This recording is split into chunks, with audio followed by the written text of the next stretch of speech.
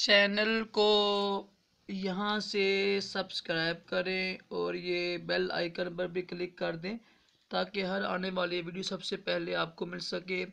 یہ میرا نیا چینل ہے خوابوں کی تعبیر راشد عطاری، اس کو بھی سبسکرائب کریں۔ انشاءاللہ آپ کو بڑی اچھی باتیں ملیں گی، خوابوں کی تعبیریں میں انشاءاللہ پیش کروں گا۔ بسم اللہ الرحمن الرحیم، صلو علی الحبیب صلی اللہ علی محمد۔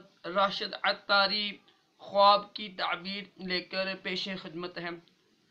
بہت ہی پیارا سلسلہ ہمارا شروع ہوا ہے خوابوں کی تعبیر، اور سب سے جو مبارک زیارت ہے خواب میں وہ اللہ تعالیٰ کی ہے۔ تو مختلف اقسام کی میں تعبیریں آپ کو پیش کر رہا ہوں کہ اگر اللہ تعالیٰ کا خوشی یعنی خوشخبری دینا، ڈرانا، پھر کافی چیزیں دکھائی بتائی پیچھے میں نے آپ کو۔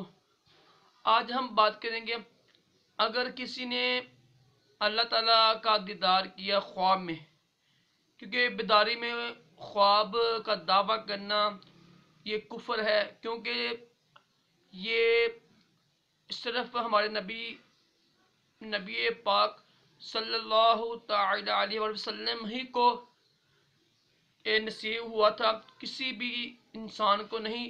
اور جب قرآن پاک سے یہ ثابت ہے کہ حضرت موسیٰ علیہ السلام کو خواب یعنی زیارت نہیں ہوئی بیداری میں، اللہ فرماتا ہے کہ تم مجھے پتہ نا لن ترانی، تو جب ایک نبی کو بیداری میں خواب کی زیارت نہیں ہوئی تو ایک عام جہل بدکار پور دنیا کا گندا انسان دعویٰ کرے، ایک فرقہ ہے نا کہ ہم کو دیجیے بیداری میں لگا دیدار ہوتا ہے، وہ کافر لوگ ہیں۔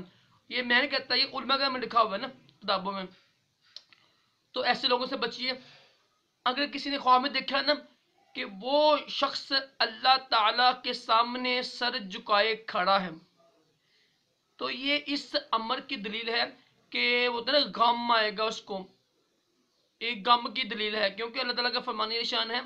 اور جب تم دیکھو گے گناہ گاروں کو وہ اللہ کے سامنے سر کو جھکائے ہوئے ہیں، اس آیت مبارکہ سے یہ تعبیر نکلتی ہے کہ اگر دیکھیں نا کہ سر جھکایا ہوا ہے اللہ تعالیٰ کی ذات کے سامنے خواب میں، تو یہ غم کی دلیل ہے۔ اللہ تعالیٰ ہم سب کو اپنے غضب سے محفوظ رکھے اور دونوں جہانوں کی بلائیاں عطا کرے۔ لائک کرے، شیئر کریں ویڈیو کو۔